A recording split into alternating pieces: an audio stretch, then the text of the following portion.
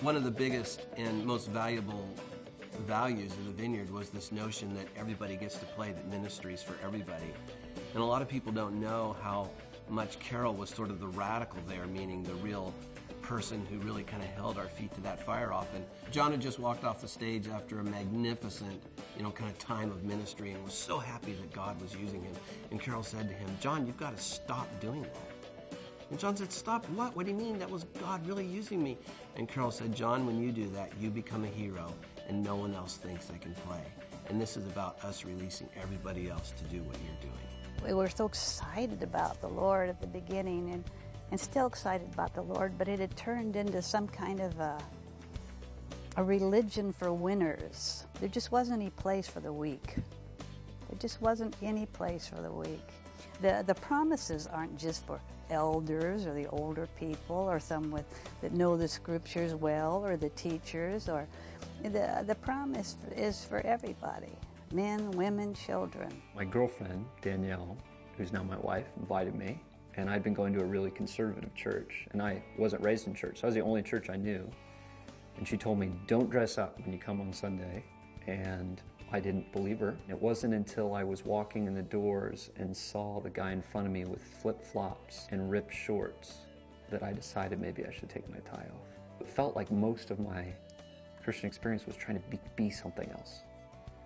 And then somehow that God really just loved me right where I was at. It was a whole new way to think about faith. Rick looked at me and said, "I think God's saying that we're supposed to move to Fort Collins and start a church."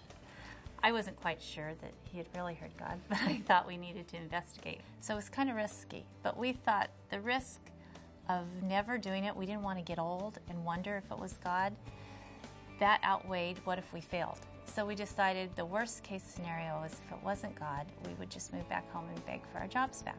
Now, 25 years later, I think it was God.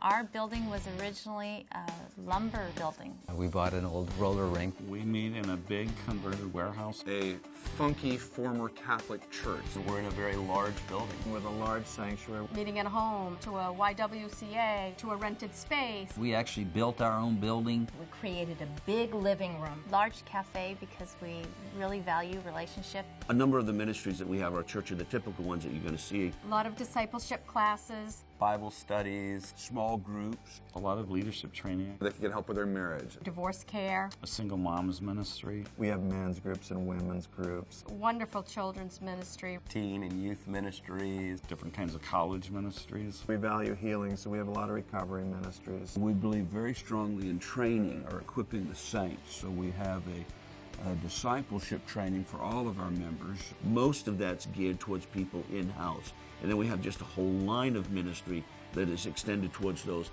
outside of faith. A lot of ministry to the poor. We give away clothes and household items. Weekly healing rooms we have for the entire greater Boston area. Missions in Mexico and in Indonesia. Ministering to the spiritual and the practical needs of our community. There's a million things going on here.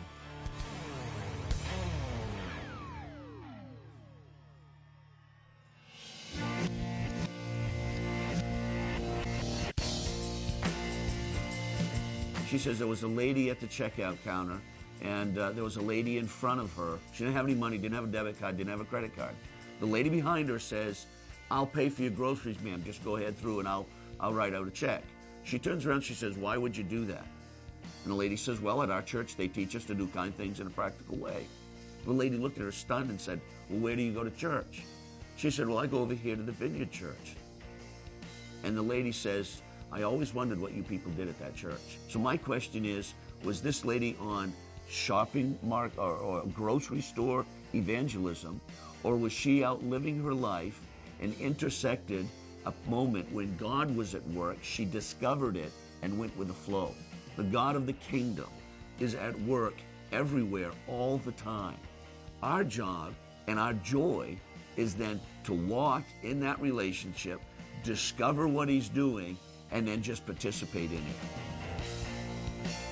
We've been defined as a church planting movement, and so basically what we're doing overseas is what we're doing here. We're planting churches that have the values of the Vineyard contextualized for that culture. When I came into this role almost 9 years ago, we were working in 9 nations, and now we're seeing Vineyard churches planted in above 60 different nations. And that's all been done through Vineyard churches here in the United States. We've encouraged them to get with other churches that have a similar calling and to form a partnership of those churches to do together what one of them can't do alone. We began getting emails almost 2 or 3 days after the hurricane. Can we send supplies? We've got a team of people that love to come down and help. Can we come? And so this grassroots thing began to happen spontaneously. We had, at times, 100 people staying on the property in tents and cooking out at night and going into affected areas and working during the day and coming out. You know, it was just a representation of the heart of the Vineyard.